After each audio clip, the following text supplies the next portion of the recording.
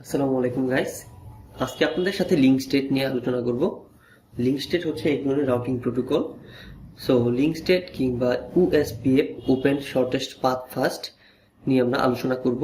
ধরুন আমাদের এরকম একটা সিনারিও দেওয়া আছে যেটার মধ্যে node A, B, C, D এবং E নামে 5টা নোডস আছে। সো আমার কাজ করতে হবে কি, আমরা প্রত্যেকটা নোড থেকে শর্টেস্ট ওয়েতে কিভাবে আমরা প্রত্যেকটা নোডে যাব সেটা আমরা খুঁজে বের করব।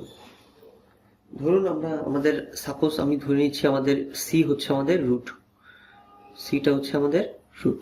সো আমরা এটা থেকে কিভাবে প্রত্যেকটা নোটে যাব সেটা আমরা দেখব। সেটার জন্য আমি একটা অ্যালগরিদম ক্রিয়েট করেছি। সিকোয়েন্সটা অনেকটা এরকমই। ধরুন প্রথমে আমরা স্টার্ট করার পরে সেট এ রুট, আমরা একটা রুট ক্রিয়েট করব। সো আমরা এখানে রুট হিসেবে সিটাকে রুট ক্রিয়েট করলাম and send to the tentative list, এবং যে রুটটা ক্রিয়েট করব সেই রুটটাকে আমরা টেন্টেটিভ নামে একটা লিস্ট ক্রিয়েট করব, সেটাতে আমরা ইনসার্ট করব। তারপরে আমরা দেখতে পাচ্ছি ইজ টেন্টেটিভ লিস্ট এমটি। যদি টেন্টেটিভ লিস্টটা এমটি হয়, মানে আমরা যেখানে টেন্টেটিভ লিস্টের মধ্যে যেই ভ্যালুগুলো রাখবো সেটা যদি এমটি হয়, ইয়েস, যদি এমটি হয়ে যায় তাহলে আমরা ইন্ট করে দেবো, মানে এখানে আমাদের কাজ শেষ। কিন্তু যদি এমটি না হয় তাহলে আমরা টেন্টেটিভ লিস্টটাকে সেন্ড করবো টু দ্য পার্মানেন্ট লিস্ট। তার মানে পার্মানেন্ট নামে একটা লিস্ট থাকবে, সেই লিস্টের মধ্যে আমরা টেন্টেটিভ লিস্টটাকে ট্রান্সফার করব, এবং কাজ শেষ করলে এগেইন আমরা চেক করে দেখবো টেন্টেটিভ লিস্টটা এমটি কিনা। চলুন কথা না বাড়ি আমরা একটু করে দেখাই, তাহলে একটু সুবিধা হবে।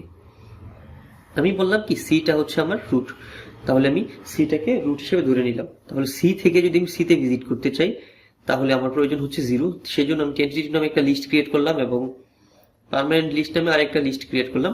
সো টেন্টেটিভ লিস্টের মধ্যে C0টাকে আমি ইনসার্ট করলাম। সো আমি প্রথমে রুট ক্রিয়েট করলাম এবং সেটাকে টেন্টেটিভ লিস্টের মধ্যে পাঠিয়ে দিলাম। এবার যে কাজটা দেখতে হবে টেন্টেটিভ লিস্টটা এমটি কিনা। সো আমার টেন্টেটিভ লিস্টের মধ্যে C0 আছে, সো টেন্টেটিভ লিস্টটা এমটি না। এমটি যদি না হয় তাহলে আমরা এই টেন্টেটিভ লিস্টটাকে ইনসার্ট করতে হবে পার্মানেন্ট লিস্টের মধ্যে। সো টেন্টেটিভ লিস্টটাকে আমি পার্মানেন্ট লিস্টের মধ্যে ইনসার্ট করলাম C0। এখন যে কাজটা সেটা হচ্ছে আমি দেখবো সি থেকে কয়টা নোডসে যাওয়া যায়। সো আমি দেখতে পাচ্ছি সি থেকে এতে যাওয়া যাচ্ছে, সি থেকে বিতে যাওয়া যাচ্ছে এবং সি থেকে ডিতেও যাওয়া যাচ্ছে। তাহলে সি থেকে যদি আমরা এতে যেতে চাই তাহলে আমাদের লাগবে হচ্ছে 2। তার মানে সি থেকে যদি এতে যেতে চাই তাহলে A2। সো A2 তে লাগবে, এবং সি থেকে বিতে যেতে গেলে আমার লাগবে হচ্ছে B2। সো B2, এবং সি থেকে ডিতে গেলে যদি আমরা যেতে চাই তাহলে লাগবে হচ্ছে 6। So D6। সো সি থেকে আমরা 3টা নোডসে যেতে পারছি, A, B এবং D। সো এই 3টার মধ্যে আমরা কত ভ্যালু ইউজ করে যেতে পারছি সেটা আমরা দেখালাম। এবার দেখবো আমরা টেন্টেটিভ লিস্টের মধ্যে যেই 3টা ভ্যালু আছে সেই 3টা ভ্যালুর মধ্যে লোয়েস্ট ভ্যালু কোনটা। সো আমি দেখতে পাচ্ছি A এবং B দুইটারই লোয়েস্ট ভ্যালু। তাহলে আমি যে কোনো একটা নিয়ে কাজ করব। ধরুন আমি A নিয়ে কাজ করছি। সো পার্মানেন্ট লিস্টের মধ্যে আমার অলরেডি C নোড ছিল। এবার টেন্টেটিভ লিস্টের মধ্যে A2টাকে নিয়ে কাজ করবো, যেহেতু এটা সব থেকে ছোট। সো A2টাকে আমরা প্রথমে পার্মানেন্ট লিস্টে পাঠাবো। পাঠানোর পরে A2 থেকে আমরা দেখবো A2, তার মানে হচ্ছে এই নোড। সো এই নোড থেকে আমরা দেখবো কোনগুলোতে আমরা যেতে পারছি।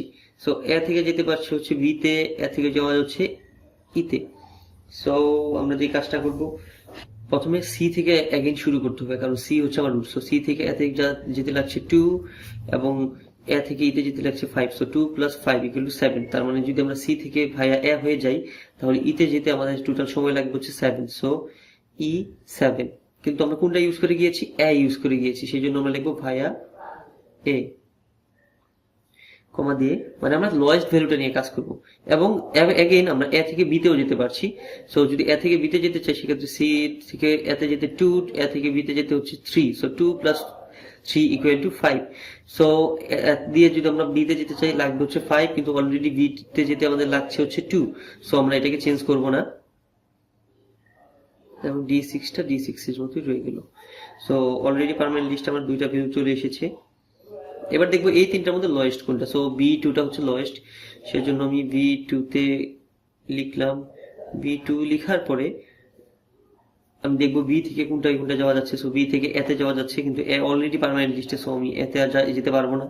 B থেকে সি তে যেতে পারছি, কিন্তু সি তো অলরেডি আমাদের রুট, সেটা পার্মানেন্ট লিস্টে চলে এসেছে। এবং B থেকে আমরা D তে যেতে পারছি। সো বি থেকে ডি তে যেতে আমাদের লাগবে হচ্ছে সি থেকে বি তে যাইতে 2 এবং বি থেকে ডি তে যেতে হচ্ছে 7। সো 2 + 7 = 9। তার মানে সি থেকে যদি ভাইয়া বি হয়ে যেতে চাই ডি তে তাহলে লাগবে হচ্ছে 9, বাট অলরেডি আমরা ডি এর ভ্যালু দেখতে পাচ্ছি 6। সো আমরা কোনো ভ্যালু চেঞ্জ হবে না, শুধু বিটাই পার্মানেন্ট লিস্টে ঢুকে গেছে। সো বাকি যেগুলো ছিল সেগুলো আমরা লিখে দিলাম E7 ভাইয়া এ এবং D6। এবার পার্মানেন্ট লিস্টে যা ছিল তা এগেইন লিখে দিলাম আমরা। এবার দুইটার মধ্যে দেখতে পাচ্ছি আমাদের ছোট হচ্ছে D6। সো D6টাকে আমরা পার্মানেন্ট লিস্টে ঢুকাবো। এবার দেখবো ডি থেকে আমরা কোথায় কোথায় যেতে পারছি। সো ডি থেকে যেতে পারছি বি তে, বি অলরেডি পার্মানেন্ট লিস্টে আছে। ডি থেকে যেতে পারছি সি তে, সি তো অলরেডি পার্মানেন্ট লিস্টে আছে। তার মানে ডি থেকে আমরা কোথাও যেতে পারছি না, শুধুমাত্র রয়ে গেল E7 ভাইয়া এ। সো ই থেকে আমরা দেখতে পাচ্ছি ই থেকে এতে যেতে পারছি। সো এ অলরেডি ভিজিটেড, সো ই থেকেও আমরা কোথাও যেতে পারছি না। ইটাকেও আমরা এখন পার্মানেন্ট লিস্টে ঢুকাবো। এখন E7 ভাইয়া এ। এখন আর আমাদের টেন্টেটিভ লিস্টে কিছু নেই। সো আমরা একটু দেখি, is tentative list empty, yes empty. So আমাদের কাজটা ইন্ড হয়ে যাবে, মানে কাজটা শেষ। মনে রাখবেন, যখন আমরা ভাইয়া কোনো একটা মাধ্যমে অন্য একটা নোটসে যাব, সেখানে যাওয়ার সময় যদি আমাদের টেন্টেটিভ লিস্টে যে ভ্যালুটা আছে সেই ভ্যালু থেকে আমরা কোনো কম ভ্যালু পাই, তাহলে সেটা আমরা আপডেট করে দিব। আমি হয়তো বা বুঝাতে পারছি আপনাদেরকে। সো ধরুন একটু এক্সাম্পল দিয়ে দেখাচ্ছি। ধরুন আমার যদি সি থেকে বিতে যেতে যদি লাগতো হচ্ছে টোটাল সাপোজ 10 লাগতো, কিন্তু যদি আমি এ হয়ে বিতে যাই তাহলে লাগতো 5। সেই ক্ষেত্রে আমরা বিতে যেতে গেলে ভাইয়া এ হয়ে যেতাম। হয়তোবা ভবিষ্যতে আরো একটা টিউটোরিয়ালে আপনাদেরকে বুঝিয়ে দেবো ডিটেলস। সো আজকে টিউটোরিয়ালে এর বেশি বুঝাতে চাচ্ছি না, কারণ এরপরে আমরা সেটা নেটওয়ার্কিং ল্যাবে যেভাবে করতে হয় পিসিতে, কিভাবে আমরা ওএসপিএফটা করি সেটা আপনাদেরকে দেখাবো। এই জন্য মূলত আজকের ভিডিওটি। সো এর পরবর্তীতে যে কাজটা, সেটা এখন আমরা যে ভ্যালুগুলো পেলাম সেই ভ্যালুগুলোকে আমরা রুটের জন্য দেখবো ইনসার্ট করে। সো ফর রুট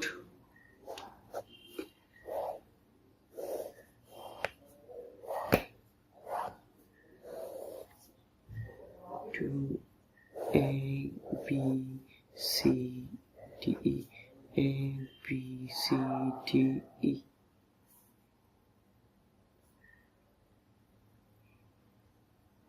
আমরা দেখতে পেয়েছিলাম এর জন্য এ থেকে আমরা পোস্ট পেয়েছিলাম হচ্ছে 2। সো আমরা লিখবো পোস্টের জায়গায় 2। এর নেক্সট হুক কোনো কিছু ছিল না। ভি, ভি এর হচ্ছে 2, নেক্সট হুক নেই। তারপর হচ্ছে সি, সি তো 0 ছিল, সো সি 0, নেক্সট হুক নেই। ডি, D6, 6, নেক্সট হুক নেই। সো আপনারা হয়তো নেক্সট হুকের ব্যাপারটা বুঝতে পারছেন না। নেক্সট হুক বলতে আমি ভাইয়া যে মাধ্যমটা গিয়েছি সেটা বুঝাচ্ছি। আমাদের কিছু ভিডিও আসবে এই সম্পর্কে, আপনারা একটু কাইন্ডলি আমাদের চ্যানেল ভিজিট করবেন, তাহলে আপনারা ডিটেলস পেয়ে যাবেন।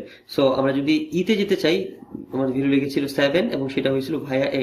সো নেক্সট হুকে আমরা লিখে দিব এ। কারণ এইটাই হচ্ছে মিনিমাম কস্টে আমরা একটা নোটস থেকে আরেকটা নোটসে যেতে পারি রুট সি এর মাধ্যমে। ধন্যবাদ সবাইকে ভিডিওটি দেখার জন্য। লিঙ্ক স্টেট এবং ডিস্টেন্স ভেক্টরের আরো কিছু ভিডিও আসবে, সবাই দেখে নেবেন। ভালো থাকবেন। আল্লাহ হাফেজ। আসসালামু আলাইকুম।